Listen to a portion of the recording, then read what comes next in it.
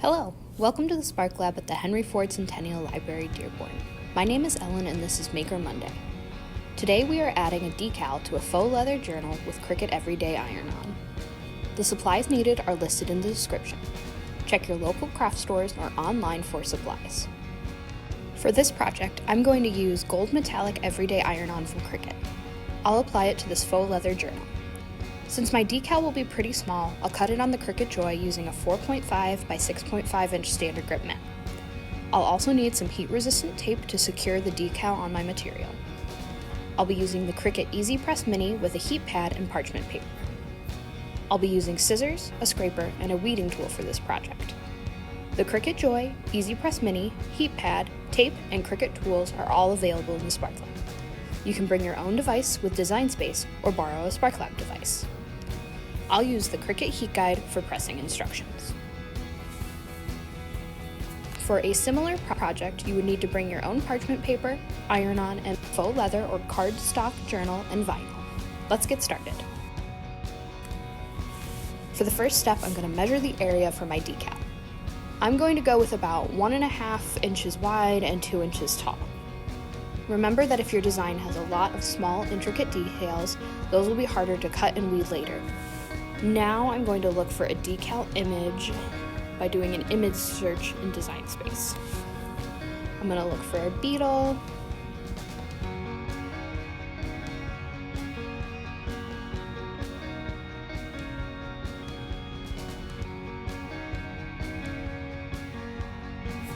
This one looks pretty good. It's a little intricate, but the lines look pretty bold, so I'll add it to my canvas. I'll use the size setting here and enter my desired width with the ratio lock on. The height comes out to just under 2 inches, so that's about right for the size I want. I'm going to look at these lines here, and if I decided that the design looked too small, I would maybe want to switch it out for something a little bolder. But I think this looks okay, so I'm going to click Make.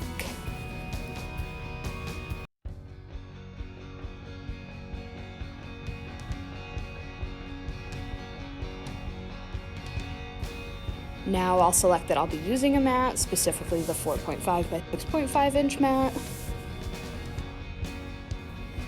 And I want to make sure to mirror my design. The iron-on is placed face down, shiny side down on the mat, and face up, shiny side up on the material. If you don't mirror your design when cutting, it'll turn out backwards when you apply it on your material.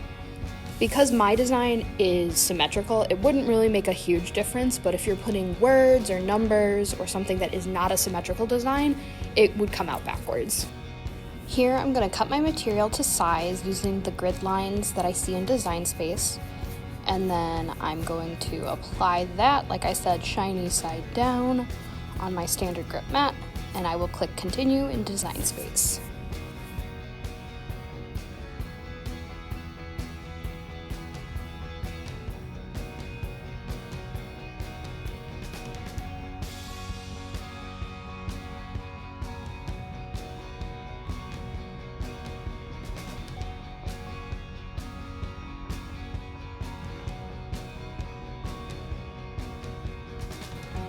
My device is looking for the Cricut Joy via Bluetooth. Now I can select my material. I'm going to be using Everyday Iron-On, and I'm going to bookmark this since it's a material I use pretty often. And here you can see it's giving me a reminder that I should apply the iron-on shiny side down on the mat and make sure that mirror is turned on. If you didn't hit mirror previously, you can do it in this screen by clicking Edit on the preview of the mat on the left. Now I'm going to load my mat into the Cricut Joy. You can get this loading screen here to make sure the mat is aligned. And now I can hit go. The machine will cut this and I'll heat up the Easy Press Mini. I'm going to double check my iron-on heat settings. So in the Cricut Heat Guide, which you can access from cricut.com/heatguide, or you can click on Heat Guide in Design Space. I'm going to select my machine that I'm using, which is the Easy Press Mini. I'm going to select my heat transfer material, which is the Everyday Iron-On. And then I'm going to select my base material, which is faux leather. And then I will get my instructions from there. The heat guide directs to use low heat, preheat the leather for 5 seconds, and then to press the decal for 30 seconds with firm pressure while moving the Easy Press Mini. It also directs to use a protective sheet, so I'll be using a piece of parchment paper between the material and iron on both times.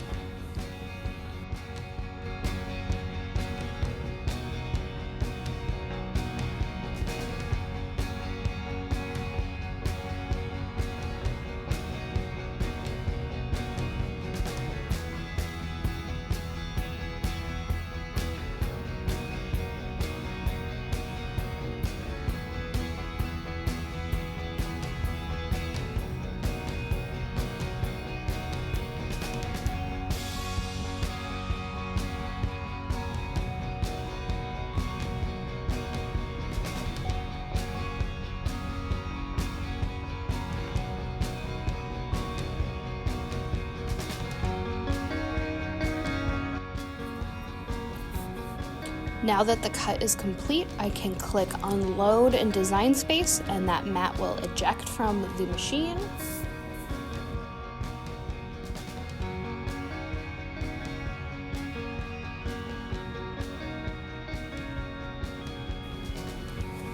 I'll remove the iron-on from the mat, and now I'm going to weed.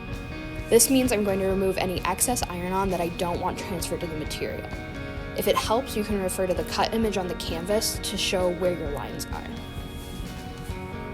I like to use a scrap piece of paper or tape to catch the weeding material. It's not sticky with iron-on vinyl, so tape tends to help keep all those little pieces together so you can throw it away.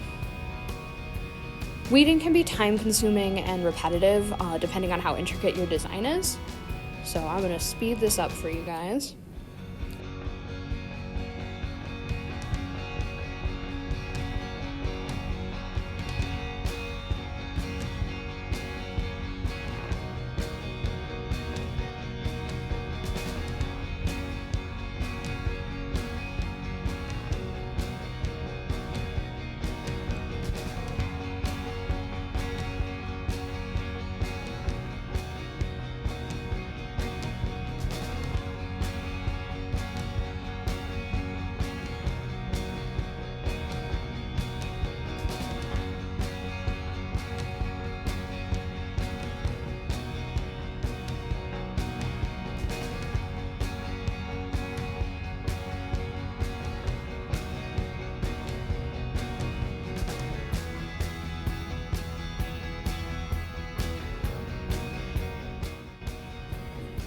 And here you can see my weeded iron-on.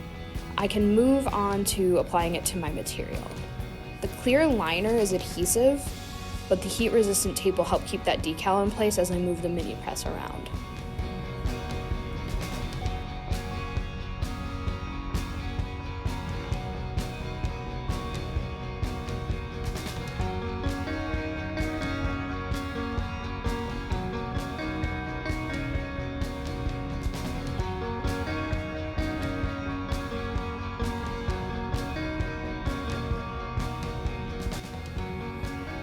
Alright, the material is preheated, so now I'm going to tape my decal down with heat-resistant tape, and I want to avoid overlapping my design so that we can maintain equal heat over the entire design.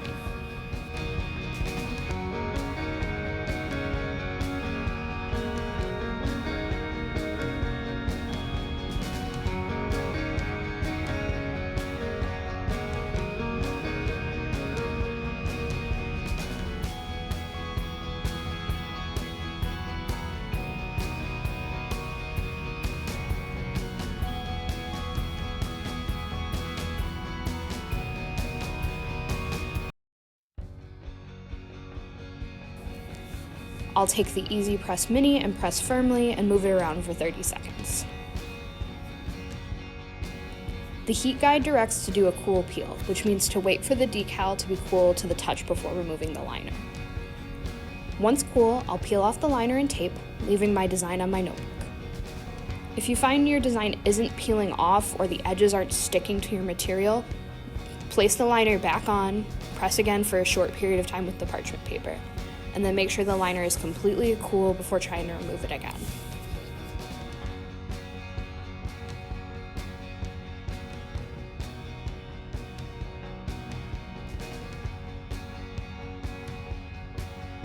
And here's my finished project. This is a pretty fast project and can be done on faux leather, cardstock, or fabric.